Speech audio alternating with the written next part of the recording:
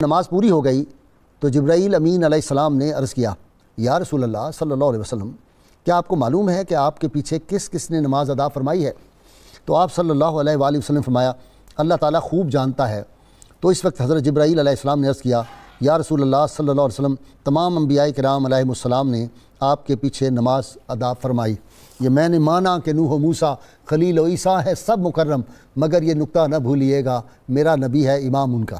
ناظرین کرام، آج ہم ایک ایسی ہستی کے یوم وصال کے حوالے سے ان کے تذکارے پاک کر رہے ہیں جن کو سید الطائفہ کہا جاتا ہے، جو مجدد روحانیات ہیں۔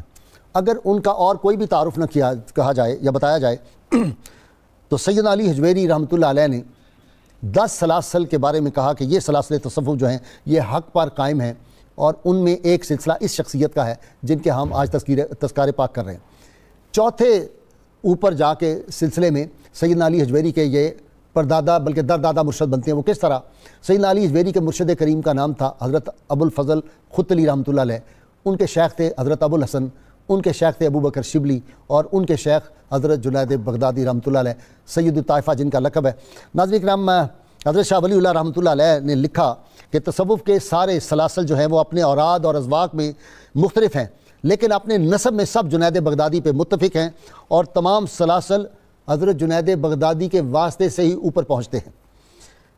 ان کی عبادت اور ریاضت کا کیا حال تھا کہ کئی برس تک آپ نے 20 برس تک آپ کی تکبیر اولیٰ کبھی قضا نہیں ہوئی، اور آپ نے عشاء کے وضو سے فجر کی نماز ادا فرمائی۔ یہ کون سا سلسلہ تھا؟ حضرت معروف کرخی کا جو دریائے معرفت چل رہا تھا وہ سری سکتی رحمۃ اللہ علیہ کے قلب عطر سے ہوتا ہوا جنید بغدادی کے پاس آ گیا۔ اسی لیے کسی نے سری سکتی رحمۃ اللہ علیہ سے پوچھا کہ کیا کوئی مرید اپنے مرشد سے آگے جا سکتا ہے مقامات میں؟ آپ نے فرمایا ہاں، جیسے جنید بغدادی ہے۔ جنید بغدادی کا یہ مقام ہے، اللہ کریم نے ان کو وہ قوت اور طاقت اور عظمت عطا فرمائی تھی۔ ایک مرتبہ مسجد میں بیٹھے ہوئے تھے، ایک آدمی آیا اور آپ اپنا واز کر کے فارغ ہوئے تھے۔ اس نے کہا، میں ایک اللہ کے ایسے ولی کو جانتا ہوں، وہ اگر کسی جو ہے ستون پہ نگاہ کرے تو اس کو سونے اور چاندی کا بنا دے۔ تو آپ نے ایسے کر کے ایک ستون کی طرف دیکھا تو وہ فوراً آدھا سونے کا اور آدھا چاندی کا بن گیا۔ آپ کی کرامات تو حد تواتر تک ہے۔ آپ سوچ سکتے ہیں سیدنا علی حجویری کے جو اوپر جا کے چوتھے درجے پہ مرشد ہوں گے، ان کی عظمت اور ان کی شان کیا ہوگی۔ اور اسی لیے بہت بڑے ولی اللہ اپنے دور کے حضرت شیخ ابو جعفر حداد رحمۃ اللہ علیہ نے فرمایا، اگر عقل، دانش اور حکمت کا کوئی مادی وجود ہوتا، اس کی کوئی جسمانی صورت ہوتی، تو اس کا نام جنید بغدادی ہوتا۔ جنید بغدادی لیٹے ہوئے ہیں رات کو تہجد کے وقت، اور نفس نے کہا باہر سردی بڑی ہے تو اعتراض کرنا چاہیے، اس وقت کچھ لیٹ کر لینا چاہیے۔ جب آپ نے اپنے نفس کی طرف توجہ کی تو آپ اٹھے، اور اٹھ کے آپ کے جو خانقاہ کے سامنے پانی کا جو تالاب تھا اس میں چھلانگ لگا دی۔ شدید سردی کا دن، -0 کا ٹمپریچر ہے۔ جب آپ اس میں سے نکلے، غسل کر کے باہر آئے تو کیفیت یہ تھی کہ آدمی سردی میں مر سکتا تھا۔ اسی وقت اللہ تعالیٰ کی قدرت سے ہرنوں کا ایک غول آ گیا، اور اس نے آ کے جیسے وجد کنا ہوتا ہے ارد گرد اپنی گرم سانسیں، چونکہ ہرن جو ہے بنیادی طور پہ اس کے اندر بہت زیادہ گرمی ہوتی ہے، سردیوں میں بھی ہرن باہر پھرتا رہتا ہے، اس کے وجود کے اندر بڑی گرمی، انہوں نے اپنی سانسوں سے وہاں پہ ہیٹر لگا دیے۔ تو یہ اللہ تعالیٰ کے اتنے محبوب اور اتنی بڑی ہستی تھے، اللہ تعالیٰ نے مجھے توفیق دی، میں ان کے مزار پہ بھی گیا تھا اور جا کے حاضری دی تھی۔ آپ نے جس طرح لوگوں کی رہنمائی فرمائی، بہت مشہور ان کا واقعہ ہے کہ کسی نے آ کے کہا جی فلاں جنگل جو ہے بغداد کا، اس میں نوجوان بیٹھے ہوئے ہیں اور وہ سارے شراب پی رہے ہیں اور اس طرح کے غیر اخلاقی کاموں میں مبتلا ہیں۔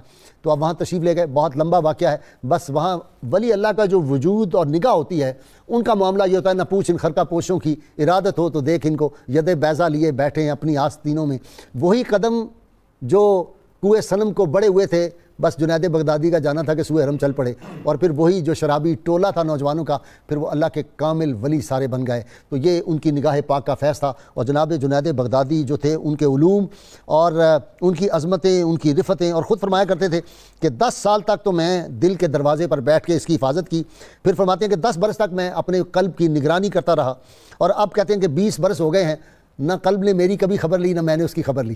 تو یہ وہ ہستیاں ہیں جو معرفت کی عظمتوں اور رفتوں کی اعلیٰ ترین بلندیوں پر پہنچے ہوئے تھے۔ ہم کم علم لوگ ان کے علم، ان کی معرفت، ان کا زہد، ان کا تقویٰ، اس کو کیسے بیان کر سکتے ہیں؟ اصل میں مقصد یہ ہوتا ہے کہ اولیاء اللہ کا جب آدمی ذکر کرتا ہے تو پھر آدمی کی جو خطائیں اور گناہ ہیں وہ معاف ہوتے ہیں، اور اللہ کی رحمتوں کی برسات ہوتی ہے جہاں اللہ تعالیٰ کے پاک لوگوں کا ذکر ہوتا ہے۔ تو ناظرین کرام، آج سید الطائفہ حضرت جنید بغدادی رحمۃ اللہ علیہ